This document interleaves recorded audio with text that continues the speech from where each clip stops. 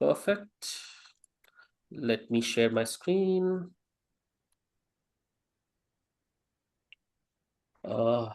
Yes, Eric, can you confirm you're seeing the screen? Yeah, I see the screen. Yes. Hello, everyone. Welcome to RFCs We Love.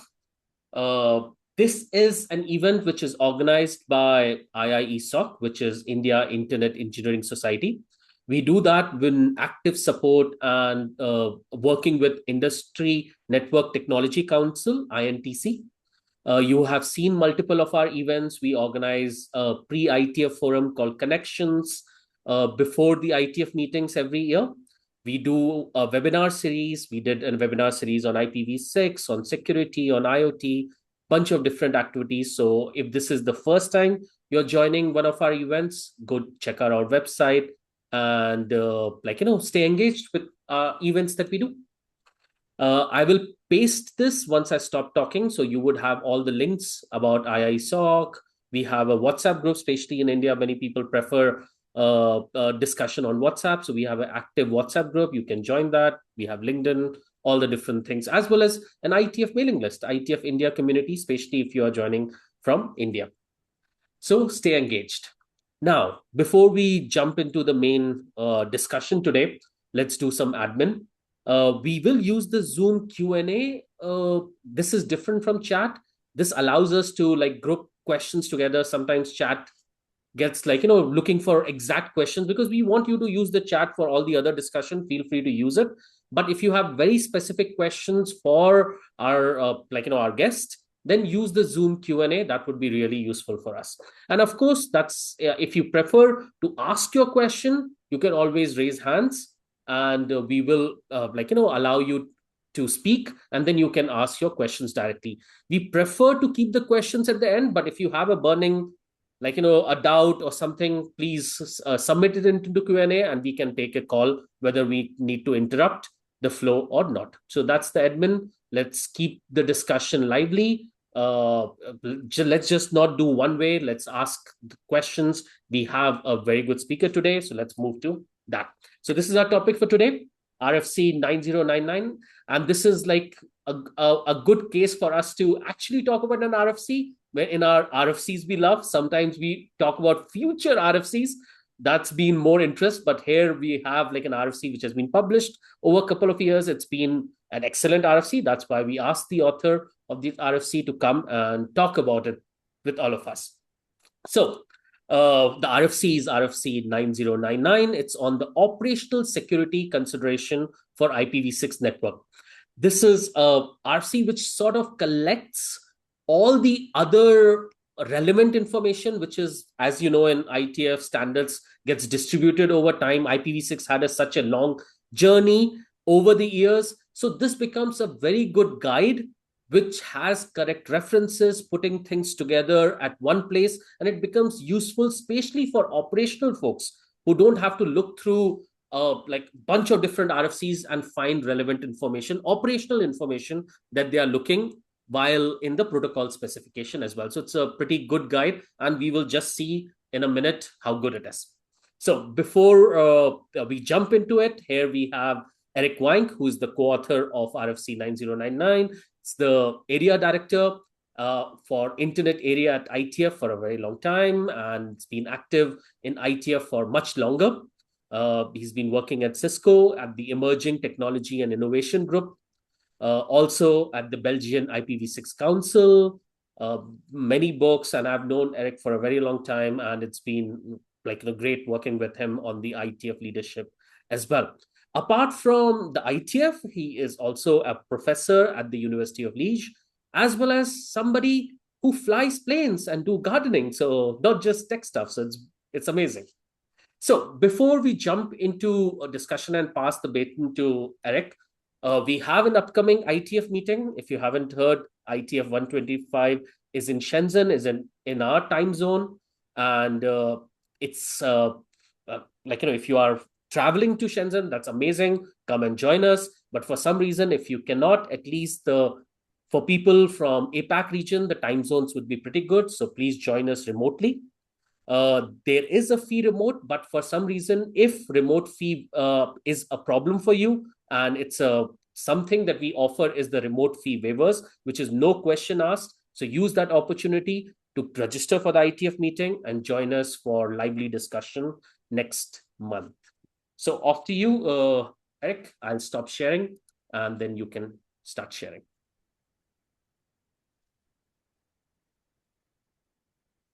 Oops. As you can imagine, a Cisco person is not used to use Zoom. We know about WebEx, but not Zoom. So, here we go. And thank you, Jeff, for the kind introduction. And I would repeat what Jeff just said about IETF 125. The IETF really need to get more people and more new brain. So feel free to join, and you can waive the remote attendee fee without any problem. So I will be talking about this RFC 1999 that I wrote together with Kiran Chittimaneni, and based on his last name, is coming from India, even if it's based now in US. And also Mary Kay, who is an Estonian lady but living in US, and NRA, which is a German friend. And like Drew said, there are many tips and tricks that you need to run securely an IPv6 network. And look about the lady on the right. She knows for sure how to manage an IPv4 network, because after all, we've been running a IPv4 network securely for many, many years now. But how can we do it for the IPv6 one, the brand new shiny thing? Eric, I'm not seeing the shared screen. I think it stopped in middle. Oh, okay. So thank you for telling me.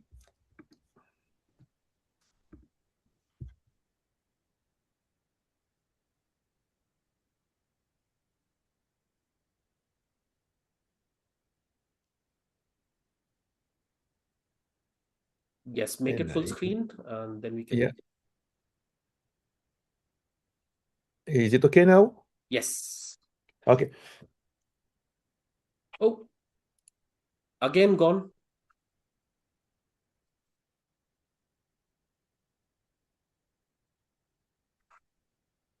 Obviously, I am like the IPv6, IPv4 lady. I know how to run an IPv4 network, but not an IPv6 Zoom one. Okay, I will try not to touch the mouse. Looks like it's a problem. I try to hide something in the bottom, but we will stay with it. So, like Drew said, we know a lot of things about IPv4. There are a few things that we know about IPv6, and this RFC basically tries to put all the tips and tricks into one, what we call roadmap RFC. And obviously, in this short session, I will not explain what IPv6 neighbor discovery, what's the router advertisement, and so on. I assume that everyone in the call knows about it, because after all, IPv6 has been specified nearly 30 years ago. The agenda. We will be talking about the addressing, the extension headers, the link layer security, and as we know, the 128 bits of addresses, extension headers, and what I call the link layer, which is basically neighbor discovery.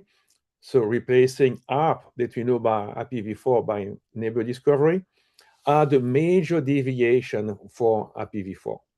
So we'll be spending more than half an hour just on the three first points, because all the rest is basically what you already know. Very quickly, the control plane security, the routing security, there will be one slide telling you, hey, it's the same IPv4 as in IPv6. So the logging and monitoring will be important as well, because that's something which is different. And of course, we have a transition, and I will try to provide some summary, and then the Q&A. Addressing. This is the big first difference. They are different. First, you know there are multiple IPv6 addresses per host. IPv4, typically you get one IPv4 address per interface, and that's it. Here in IPv6, you get multiple v6 addresses, and they are changing. This is called temporary addresses, right? So where for privacy reason, you keep changing your address at least once a day, or even more frequently in the case, let's say, of mobile phone or iPad. As I put in blue, beware. There is something being worked on for a couple of years now at the IEEE, which is the randomized and changing MAC address as well. Currently, implementation change the MAC addresses only when you are connecting to a new network. Let's say when you change SSID. But there were some people that want as well to change the MAC address every day or so. And you can imagine the problem in many, many situations here. IPv6 addresses, and specifically the link local address, right? The famous FE80, are way more used. By default, all the routing protocol like OSPF v3 or RIP-RG are using by default and only the link local addresses, which is something which is not really used in IPv4, right? In IPv4 routing protocol, you do need to get a global IPv4 address. You cannot use the 169.254, which is the link local for IPv4. And if you read another RFC that I wrote, 7404, there is a consideration where on the point-to-point link between routers, you do not need actually any global address. Link local addresses are enough for most of the case. A good addressing plan is also important. And the good point for security is that you can put semantic to the address. For instance, you can reserve a /64 or 56 or whatever for all your loopbacks, and another prefix for all your infrastructure, your DMZ or NOC, your routers, and so on, which makes all the peering access control list, right, or the edge access control list very, very easy to write. And moreover, in operation, you look at the IPv6 address, and immediately you know which kind of network is it. Is it my infrastructure or is it my end user? Is it my DC or not? And it helps. ULA. That's a topic that comes quite often, right? This is the FC0, quite often seen by FD00/8 using a random number. In my opinion, it's not the same as an RFC 1918, right? And somewhere you need to pay attention to it is the RFC 6724, which is source address selection, that says, hey, if to reach a host, I have the choice of IPv4 or ULA, I will select IPv4 because ULA are really, really considered as second-class citizen. You may want to go to the website over there that I wrote to. Basically, you can implement policies and check from this address to this address which one will be used. This is an eye-opener. There is a draft, a 6-man RFC 6724, that will change somehow this when you know the ULA is one from your company. But this one has been approved by the ISG, but is still waiting into the RFC the queue because it's waiting for other draft to join. We can talk a lot about NAT. And there is no real need for NAT in IPv6, right? As we know, we do not need to save addresses. NAT per se does not provide security. Firewalls, who quite often do NAT, granted, but this is the firewall and the stateful inspection and basically the application layer inspection, if it's not encrypted, of course, that can do something. NAT per se doesn't do anything. The IETF has standardized something called Network Prefix Translation, NPT, which is an experimental RFC, which is a one-to-one stateless mapping, which is quite useful for multi-homing, for instance, when you get multiple providers, but that's a different topic, but it's not really NAT. My recommendation and the recommendation of the authors of this draft, and by extension, all the IETF, because it has been approved by the IETF consensus, is to limit the use of ULA to very, very specific cases. A lab. If you want to do a lab, either in your enterprise or the university, ULA is one way of doing it. It's also when you need to get a stable address, let's say at home. If you are using a cable modem or any kind of connectivity, you're receiving a /64 or /56 from your provider via the HTTP PD, prefix delegation. But this delegated prefix that you assign in all your hosts within the home or very small enterprise is basically based on the prefix that you received. But what if the link is going down, and of course the lease that you receive at some point of time expires after a couple of hours, let's say? Then you remove the prefix, it's no more advertised in your network. And then what? You lose all global addresses. So Cable Labs, for instance, which is a standards in US and other countries like Europe, in my country, Belgium, we advertise not only the delegated prefix, but also the ULA. So even if the global prefix goes away, that's okay. We still have ULA, and I can talk to my printers, even if I need to be routed within the home. And ULA, if you are unable to do something smart for multi-homing with BGP because you are a very small enterprise, then maybe you can use ULA and NPT to provide multi-homing. But that's a different consideration here. As I said again, right, there is no NAT for IPv6. We have not specified this. And at the bottom, NIPT, right, this is basically when you have network address port, address and port translation. Doesn't help anymore, right? So we are in 2026. All host OS, being Mac OS, iOS, Linux, Windows, are way more resilient. The issue is not so much somebody attacking you from the outside, attacking your server operating system, but it's more either about the application or behind your user, which is clicking on an email while he should not have done this.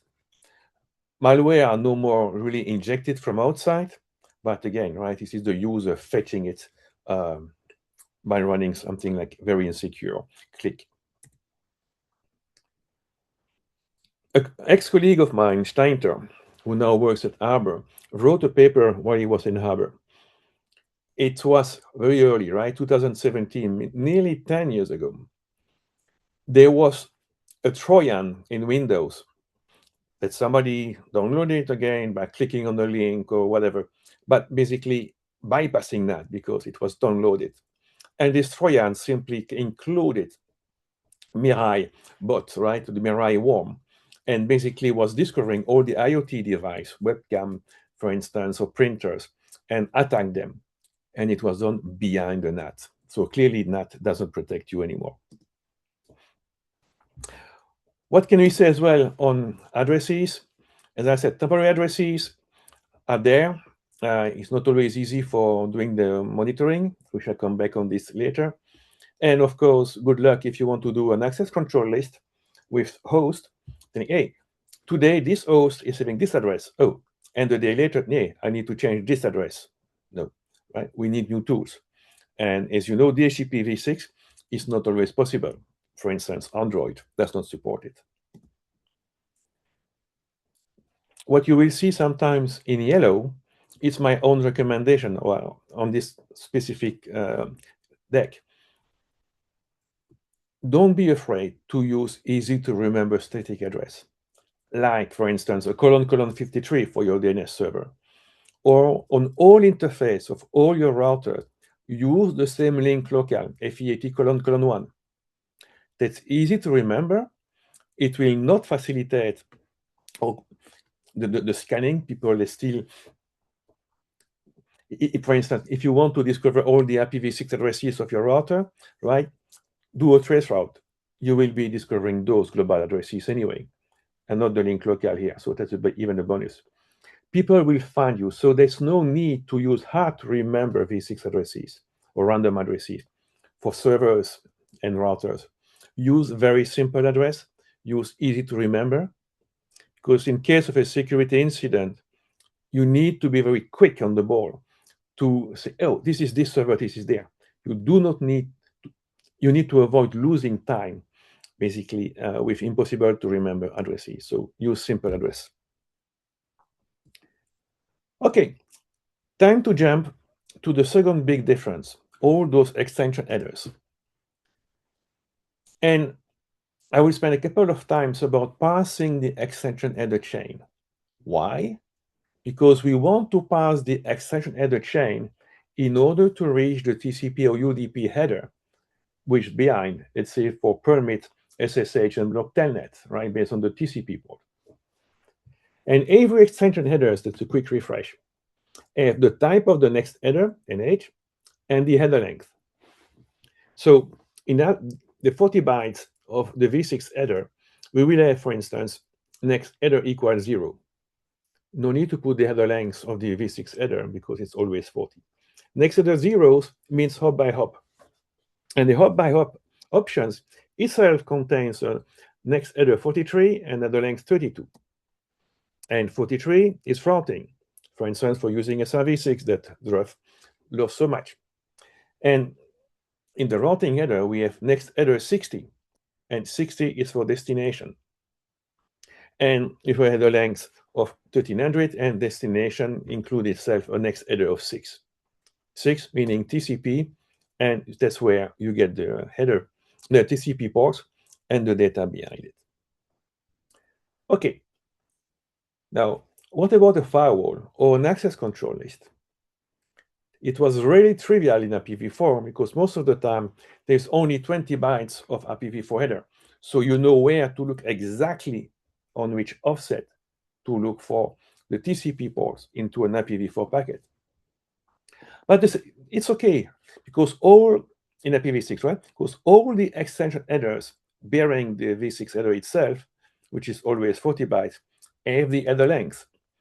So the firewall or the access control list know how to pass, right? I know the length. I can simply shift the offset by 32, then by 256, and so on, until I find the TCP header. Looks okay. That's a small penalty hit, of course, for doing this, which is nowadays is you can simply ignore it, but that's all of it. We are back to the square one with IPv4 header. We can find the TCP and UDP ports, and you can apply your access control list. Not really true, because if you have done the math on the slide before, the total length of the extension header is 1300 for destination, 256 per routing, which is already above 1500. With 1500, this is the MTU of Ethernet or Wi-Fi, most of the case. So we need to fragment. And this is the two fragments of the packet before. And in this case, I have basically fragmented the destination header because it was very long, right? 1300. So those two fragments are basically the fragments of the previous slide. I need to repeat the hop by hop and the routing because hop by hop is typically used for quality of experience or quality of service or telemetry. And routing, of course, you need to get the two fragments following the same path, right? If you are routing in one specific direction for, let's say, traffic engineering, you want to get all the fragments following the same routing. And you want all the fragments having the same quality of experience or the same telemetry. Okay, so far so good. A stateful firewall will do the reassembly, right? And we'll get back the packets we got on the previous slide, and we'll find easily the TCP ports. Now, what about stateless firewall? And what are stateless firewall? They are simply routers or switches that are simply applying layer 3 or layer 4 access control list. And they don't remember things, right? They are stateless. They don't take enough CPU power or memory to keep the state.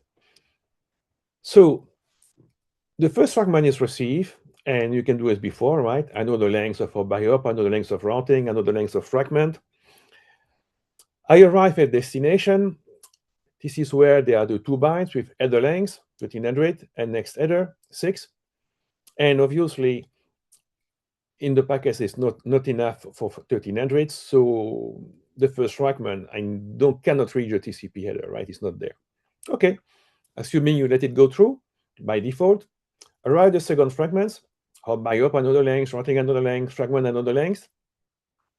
Okay, but I have no clue how many bytes are there remaining into the orange destination header, and I have no clue what's after, because the next header type containing 6 was into the first fragment. It's not repeated into the second fragment. So basically, you are lost, right? And I cannot find basically which port is the TCP. Wow.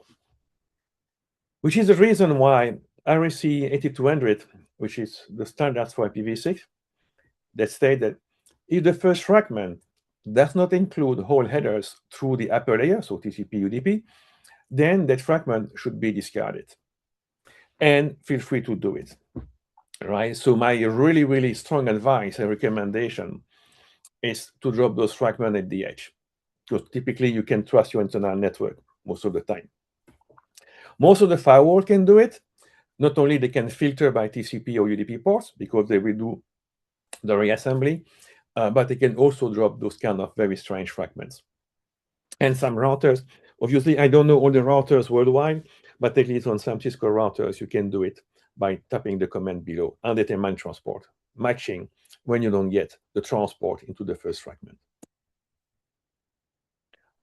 Okay, many extension headers. So which kind of security policy should I apply? It's basically a permit list.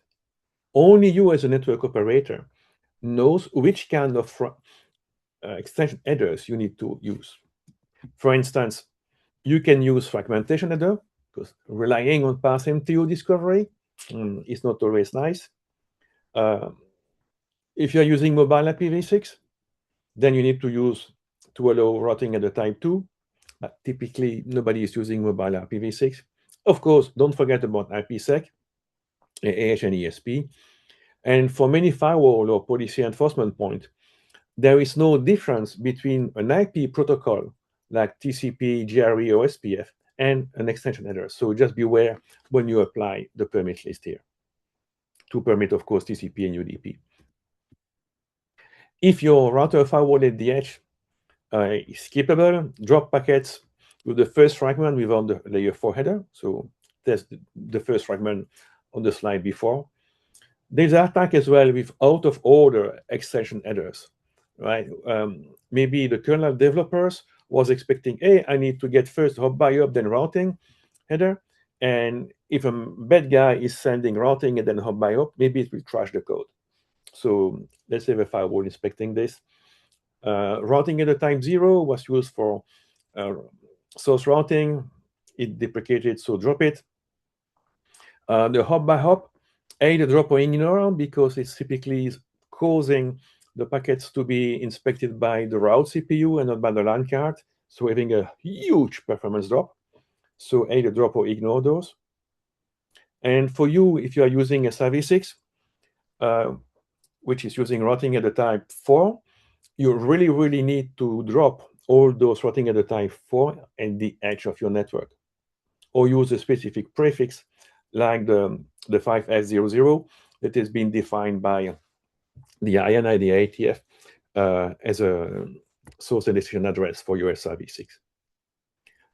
Let's look as well of RFC 9288 about some more information about this. The other big part of the difference between IPv4 and IPv6 is the link layer security. And maybe you have seen this tower, right? Pizza Tower. Why am I showing this?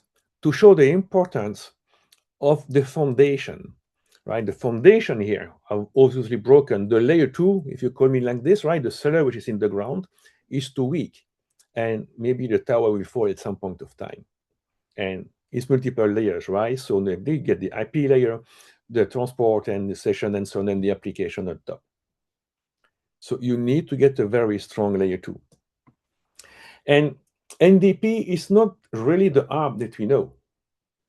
For instance, an NDP cache can potentially, on paper, contain up to 2 to the 64 entries, because you get 64 bits for interface ID, which is, of course, way too much for any routers.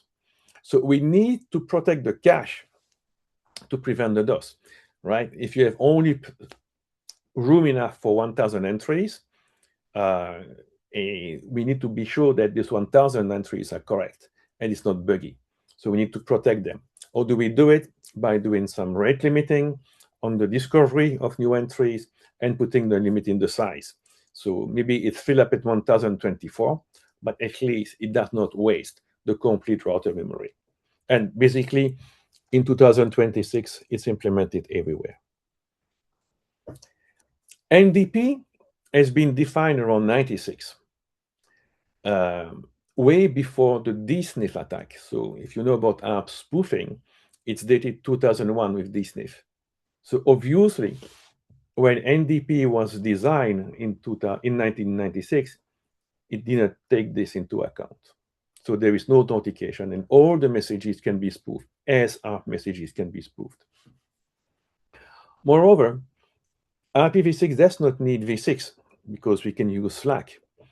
So we don't have a central source of truth for the v6 addresses as we got in IPv4.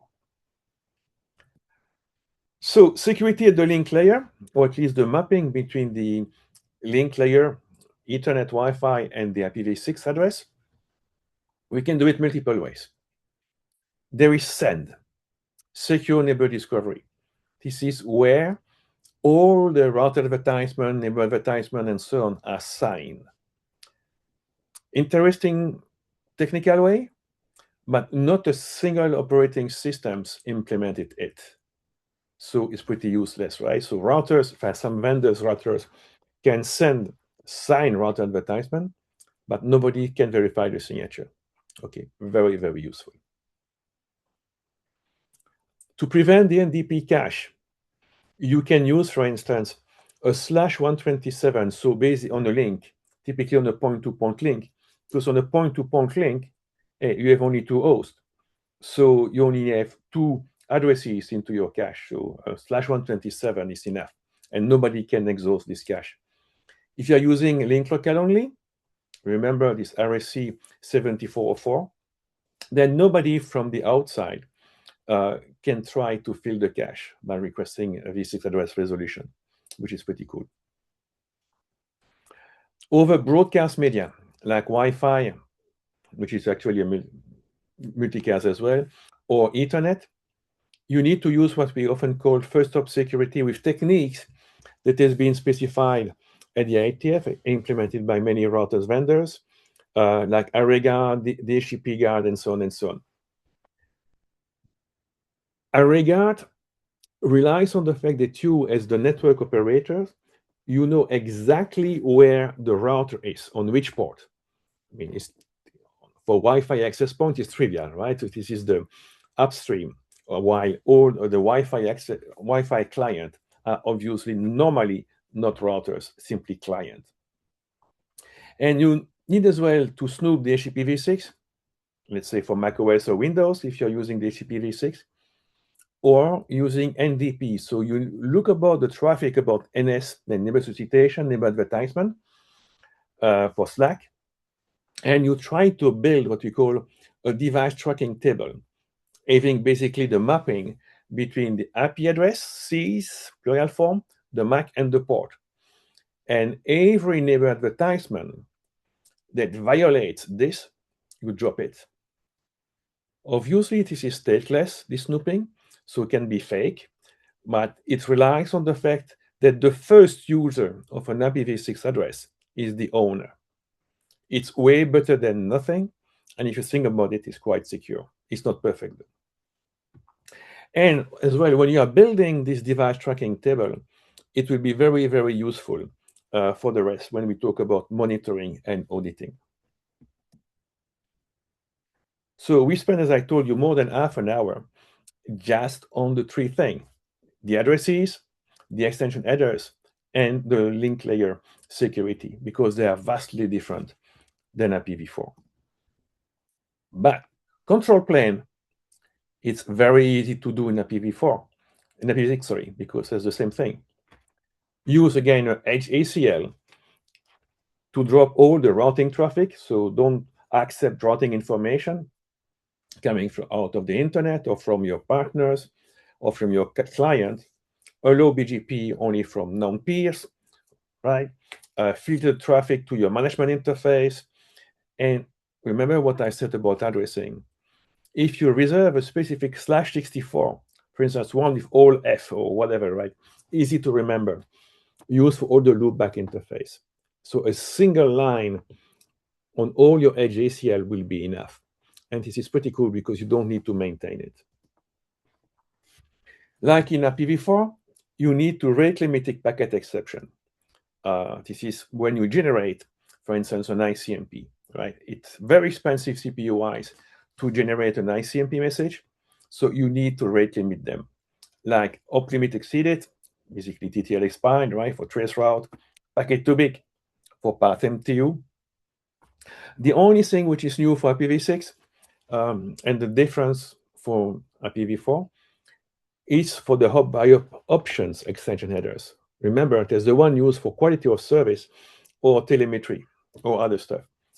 Simply either ignore them, so they will be forwarded at line rate, or rate limit them, say allow once or per second, for instance, or something like that. So you can still get some telemetry. Of course, forget about QoS. Routing security.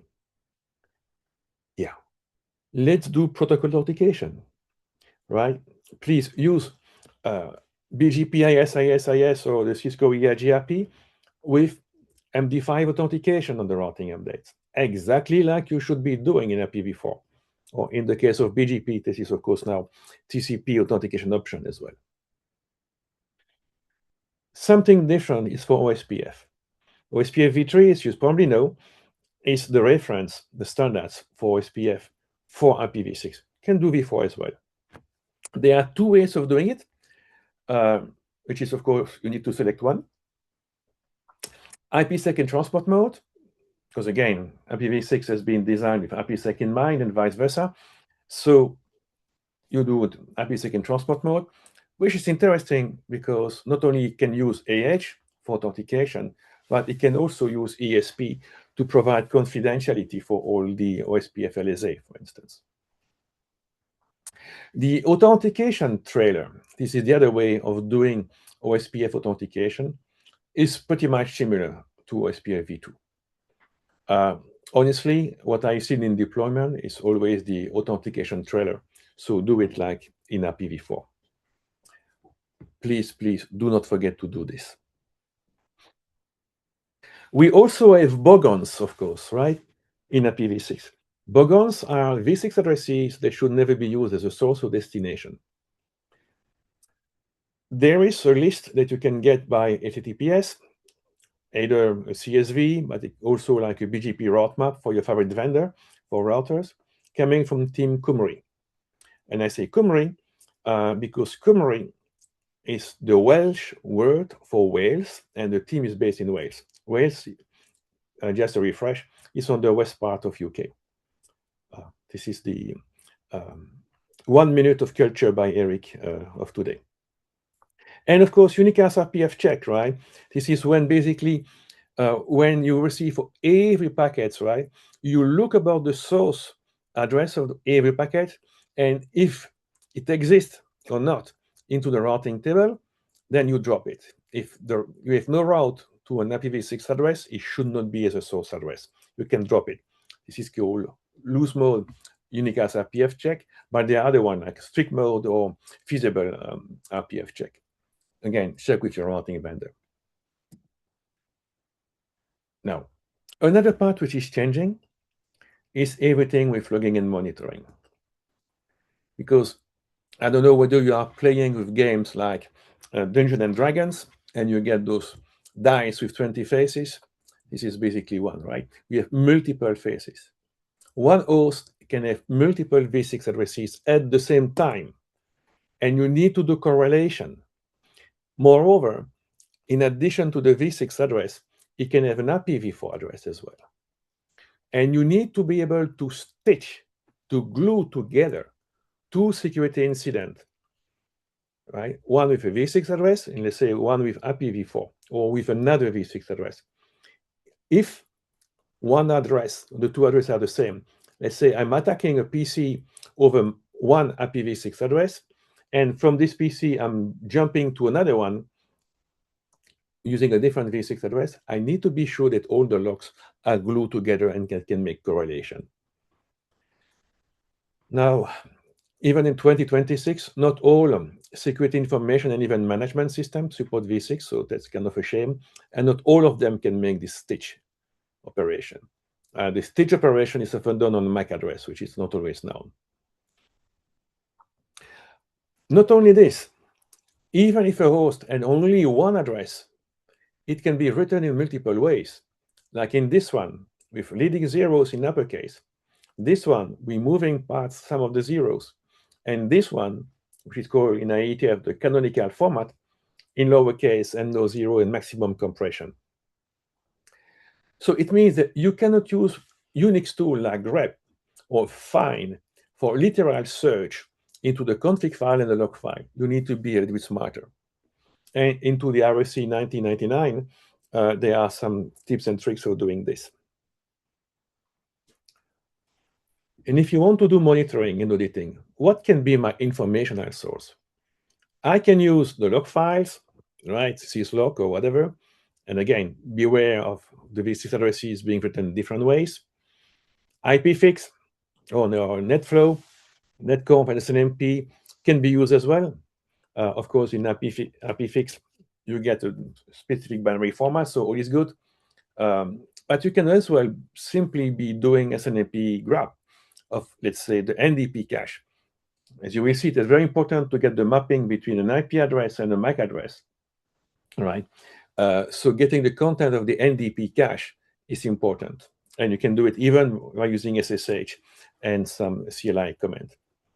Radius accounting, typically used for .1x, for instance, or Wi-Fi, is very, very important because it gives as well into the accounting record the IP address, the MAC address, and even the username. So we can really pinpoint to one specific username here. As we shall see, DHCP v6 lease in a DHCP server do not always include the client MAC address because they're using something else. And as we have seen as well, DHCP is not always used. Tim Chown, a guy from UK running a big academic network, so a lot of students being very creative, wrote a draft there about what you can do to find those sources. That's simply a dump of an accounting record from Radius, where you can see joe@example.org in red and mapping to different v6 addresses or even at the bottom to an IPv4 addresses. So very, very useful to do. Now, how can we find the MAC address of an IPv6 address? It depends if you're running a university network, and again, you want to identify a student, or an enterprise network, and you want to identify the user having a badly configured host, which is maybe attacker compromised.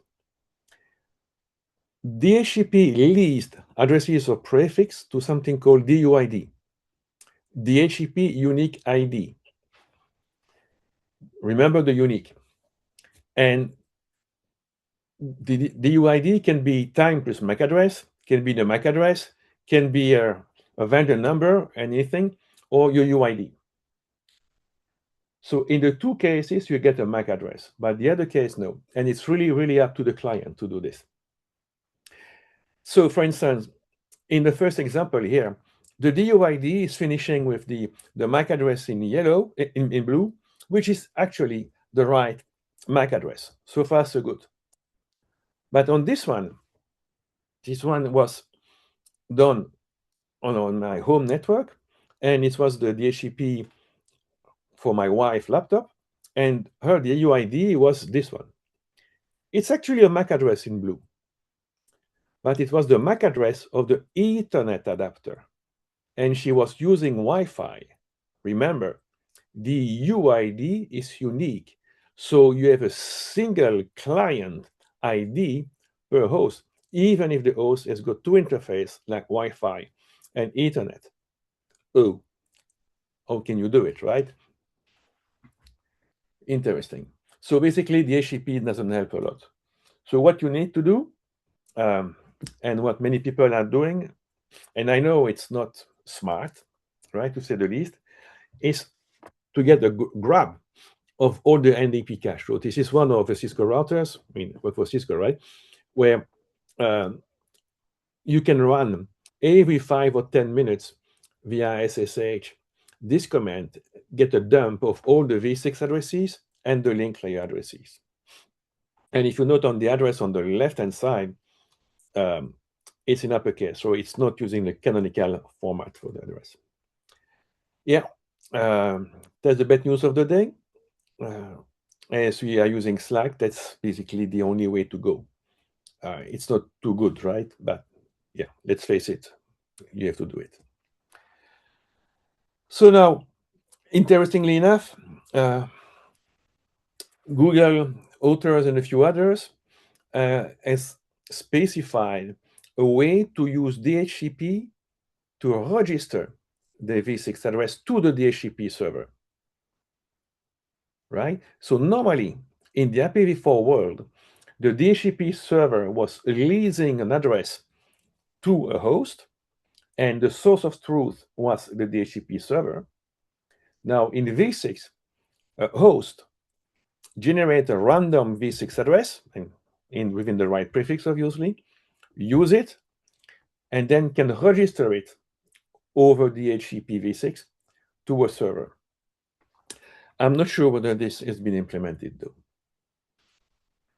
As I said, Tim Chong, which is running the large academic network, and others doing also large academic network, wrote a draft, which has expired about a year ago, but is really a list of good ideas how you can get this mapping between the v6 address and the MAC address.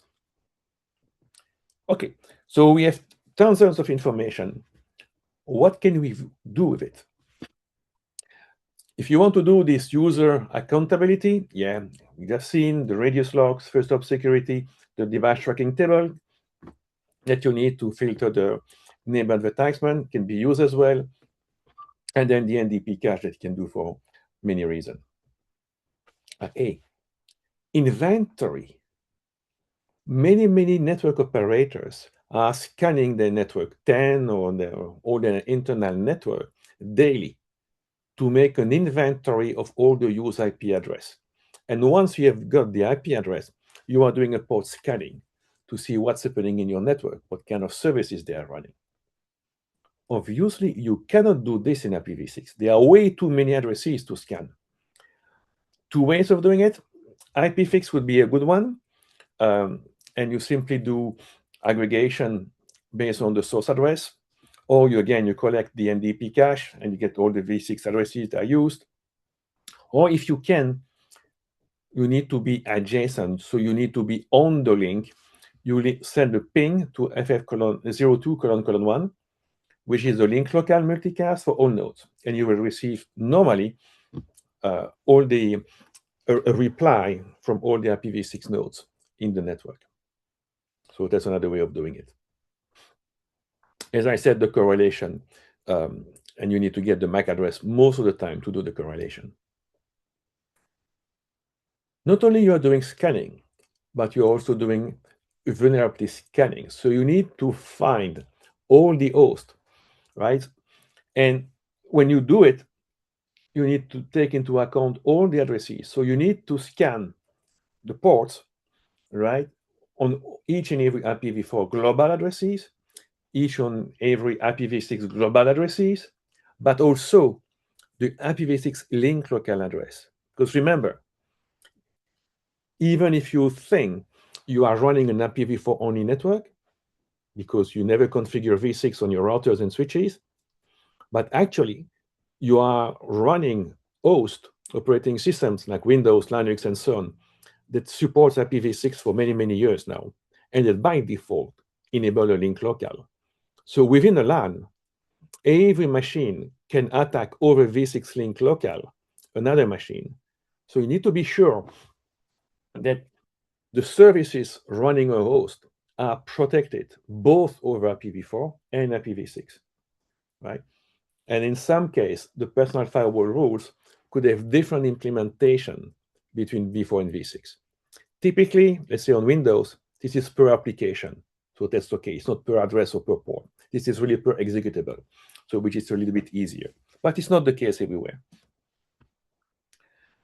So, as I said before, even if you think you are running an IPv4 only network, you must now do IPv6 scanning, vulnerability scanning for all the v6 hosts, at least based on the link local address, because they are there.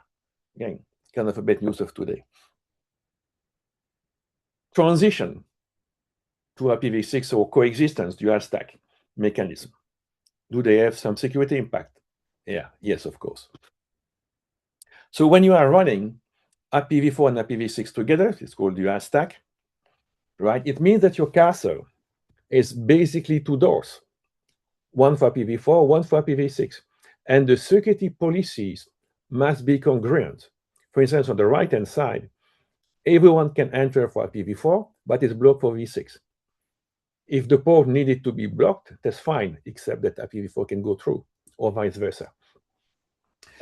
The thing you need to get object grouping and some router access control list, at least the Cisco one, are pretty bad on this, simply because you need to get one access control list for IPv4 and one for IPv6.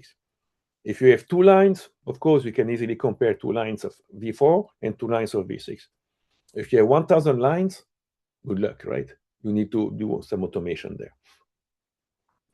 The good news is that application firewall, IPS, anti-spam, whatever, right? They all run mostly at the application layer, so they don't care at all whether you are running v4 or v6, so they work perfectly fine, and the policies are the same, so that's good. Remember what I said before. As soon as you are running a dual stack network, run scanning for vulnerabilities, so scan all the ports and all the application, v4 and v6, right? Very important. So it's tricky. The thing is that dual stack, you have two doors, so you need to check and control the two doors to your network, the v4 one and the v6 one. So the long-term, the aim that we need to go, because you have no choice, whether it's in 1 month, 1 year, 1 century, you will be using v6. Is to go as soon as possible to IPv6 only, or IPv6 mostly, as some people are doing. Again, we can talk about this for hours. Tunnels.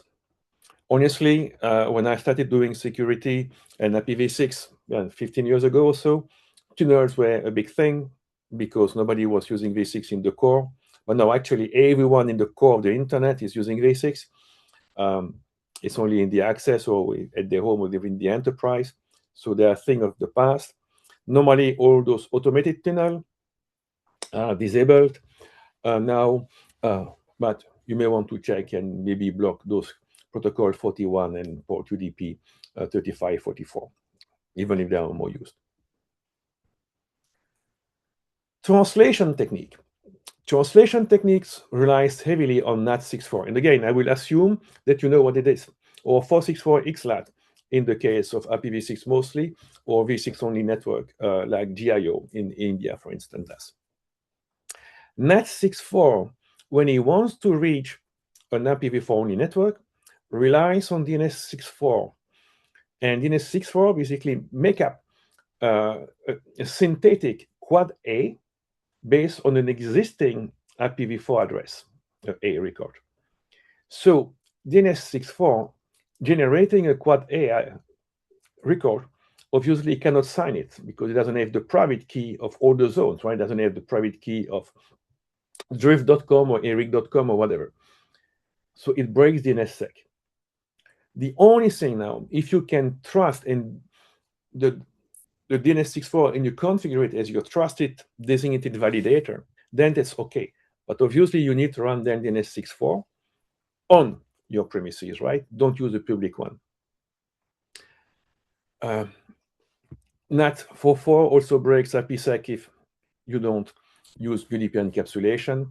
And of course, NAT64, like NAT44, has all the issue of logging for auditing. If you want to know who was contacting who, you need to keep the log of all the mapping of, oh, this IPv6 address was mapped dynamically by my NAT64 to this source IPv4, right? That's the reason why you really need to go as soon as possible to IPv6 only. Okay, Drift asked me to put some AI to secure IPv6, but I'm afraid, Drift, I misunderstood you. It was not artificial intelligence, but more action items. And basically a summary, right? Similarities. Control plane routing security and a lot of monitoring tools are the same, which is cool. But multiple addresses per host and changing. ULA are not really RFC 1918 addresses. Use so many bits in the prefix, excuse me, in the prefix and interface ID. So put semantics there to make your ACL easier, not only to generate ACL, but also when you are seeing them into the log to have a quicker answer. Remember the fragmentation at the chain and using firewall at the edge to block them. DHCP is not always used, or it's mostly never used. So you must track device with stuff like I call first stop security. Dual stack, 2 inventories, 2 vulnerability scanning, and stitching the log. And this is where we are right now. Some more information. This is the RFC that I cited, and I wrote a book about 10 years ago about IPv6 security. It's written Cisco in it, but it's actually pretty much generic and applies everywhere. It's dated 10 years ago now, but it's still very valid. With this, I think that we can stop. Yeah, thanks, Eric. Excellent. It might be a bit of overload for folks, but yes, this is a big topic and it has various different things. We have 2 questions. Let's jump to them directly. The first one is about an anonymous attendee who is asking us about his dual stack configuration, and he's using Sophos firewall. And his question is, when everything is IPv6, it's fine, but when the user access an IPv4 only website, they are prompted again for authentication. And my guess, this would be their captive portal or something that they are using in their setup. And their question is, I would assume so, yeah. Yeah, why does this happen, and how can I prevent re-authentication between V6 and V4 traffic in my dual stack network? Good question. It all depends about the brand of the captive portal, or captive portal or proxy, I would assume. Yeah. Now, there is something as well that was happening sometimes. It's when, if you are dual stack and you connect to a remote website and you do API call, and sometimes network change and you switch from V4 to V6 or vice versa, depending upon the response time. And if you link the cookie on the server, and you should not do it, to an IP address. Oh, this cookie is coming from Eric. He was using this IPv4 address. Now he's using IPv6. I don't trust him. So I ask authentication again. It's OWASP, which is a web something, says, no, don't do this. But yeah. So honestly, I cannot reply. That's a product issue, clearly. Yeah, I think there must be technique outside of just IP-based authentication. There could be some other ways, like you were mentioning, cookie, or some other ways for them to maintain that session. But yeah, it's a good question. Reach out to us. I think we can connect you to Eric. We can have a much longer discussion on email, or even IETF mailing list and various other places if you have technical questions. So let's jump to the second one, which is actually a straightforward question. In the context of IPv6 security, do temporary IPv6 address, which are the privacy extension, provide sufficient security in LAN? Well, privacy and security are different things, and I think Eric can. Yeah, exactly. It provides privacy, so it is cool. Nobody will find you. But if you are the guy managing the network, you want to identify all your users because when you are running a network, you don't have always good people. You can get compromised good people. You can get bad people as well, and you need to find them. Now, it obviously depends, right? Whether you are an enterprise or university and you want to identify a bad behavior. Now, if you are under a dictatorship, and I mean, both of us live into democracy, so that's okay, but there are not always democracies in the world. And yeah, then privacy is important as well, because you don't want somebody finding you as a journalist, for instance. Yeah, that's internal debate. But so privacy extension are basically a pain in the ass. I should not say this. Sorry, are very painful for normal enterprise customer like universities or bank, because it makes identifying something which is misbehaving very, very badly. It's very, very difficult, right? So that's not a blessing, honestly. But again, as a user, when I go in other places, like a cyber cafe or whatever, yes, I love temporary addresses. When I run a network, no, I don't like them. Yeah. Same coin, two faces, right? We have one more additional question. What's your recommendation for dual provider enterprise network? I'm assuming they mean dual stack at No, no, enterprise. assuming dual Oh, homing. multi-homing. Ah, Yeah. multi. Okay. It all depends. If you have your provider independent space, use and you are strong enough, you get your own AS, which is typically come with your provider independent, and use BGP. To oversimplify it, that's okay. It will ensure that the traffic can come back on both sides without being dropped and sent by both sides without being dropped by BCP38, so unicast IPF check by the service provider. Else, if you are a smaller company, like a small enterprise, you cannot run BGP typically because you don't get the skill set and something. Yeah, you use, shame on me, ULA on the inside of your network, right? You get two provider assigned prefixes from service provider 1 and service provider 2, and then you use NPT, network prefix translation, to do the one-by-one translation.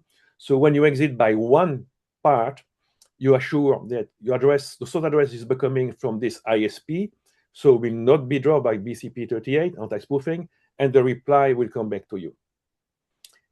Of course, when one link fails, right, all the connections switch to the other router, and all the existing connections are broken, right? That's exactly the same thing as you do in IPv4 now. All right, we can talk about 1 hour or 2 hours on this design because it really depends upon case by case. But it's a very good question.